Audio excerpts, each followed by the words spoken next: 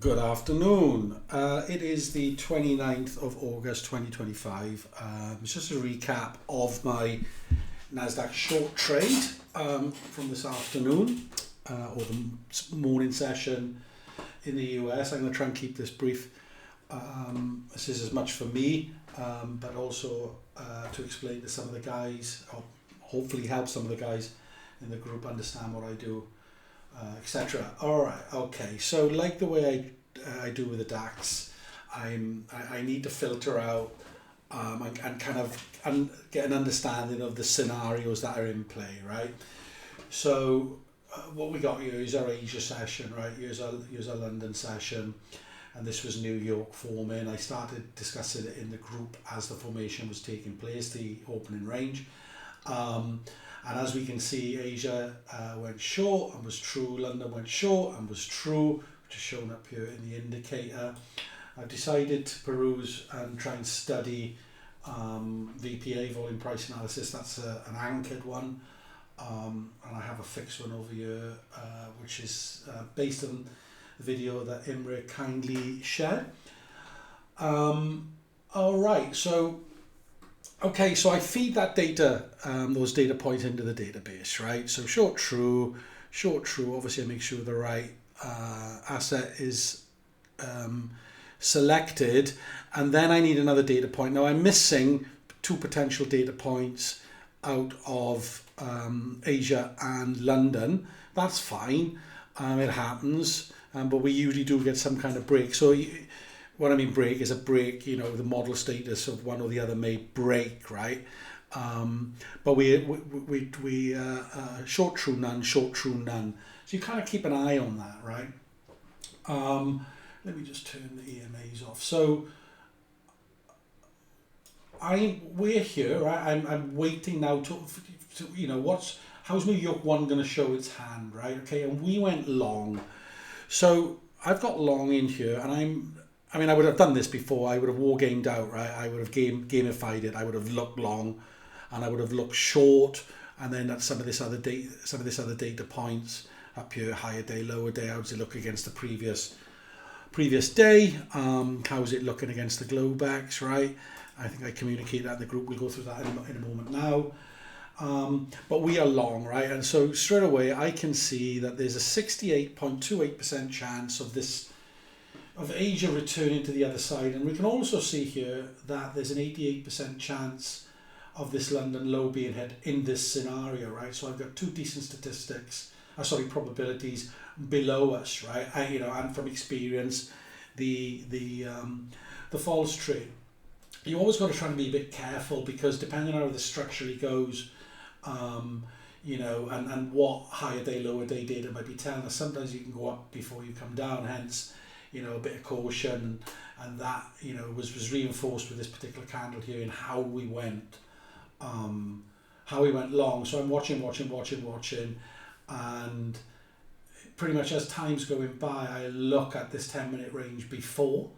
I watch that with interest, and essentially I shorted it out of the blocks of that at 9:30. As you can see, we went up, we couldn't break the high of that. We're already in this area here, what you call that, a double top, and then there's this kind of trough here, and I guess this is taking a lead from Imre, potentially where you might want to do business, right? But I have this model, so I was looking to trade that down.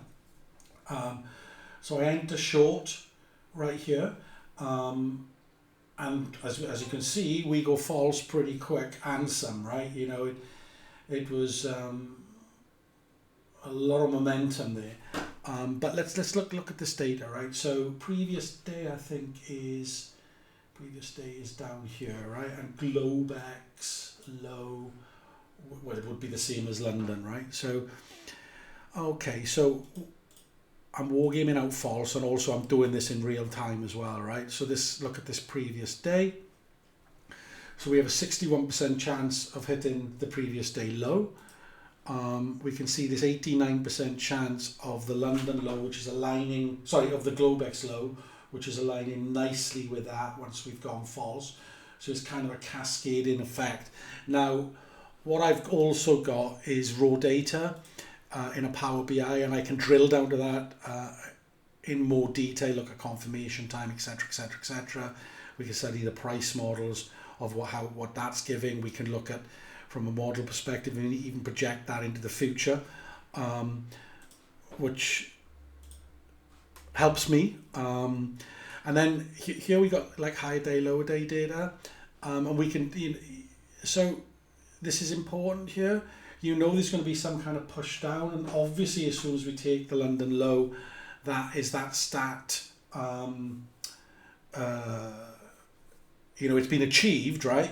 We got higher day up here, and look at these levels over here within this scenario, right? So back to the chart, we can. So I'm there, right? That's 0.64. If we look at this mode over here, which is 1.5, 1.6, around about where the median is. Now we haven't achieved that yet. I'm not saying it will. I'm not saying it won't. I mean, it's a hell of a move down. But even so, from a cluster and a data perspective, that's pretty good stuff. So I know within this time frame, after I've gone false, which is there, I can make a push down. Now, did I take it all the way down? No, I didn't. I was happy with my return. I've bagged the points and I'm on holiday, so no more stress. I'm just kind of done for the day.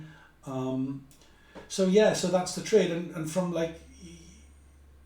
there was a concern that we could go for a gap fill, which is what happened. Oh, not a complete gap fill, but YM went for some form of gap fill up there.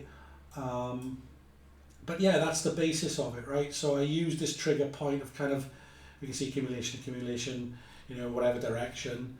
But I had the confidence. I think I posted in the group. If this is going to go false, it's 57% of the time that's going to happen. Right here, right? 57%. And we have to remember that this time has passed, so it's 57% of what's left as well, which I guess is in my favour, right? If I'm reading that correctly.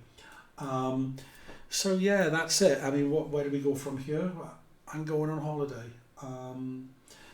So yeah, trying to think, is there anything else? We got the times of the the previous 12, right? So the low being hit. If look at that here, so that's 9:30. We hit that at 9:30. Actually 9:35, but I think these are 30-minute buckets, which falls nicely within there. I don't have the I don't have the times for the previous day boxed there, but I might have it in this here. Just bear with me. So those are projections out. I'm not doing much with that at the moment.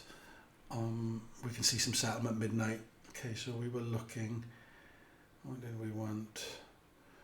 Previous day. Yeah, it's a bit sketchy there, right, on time. It's a bit all over the place, as we can see, but the low I've got here is 69%.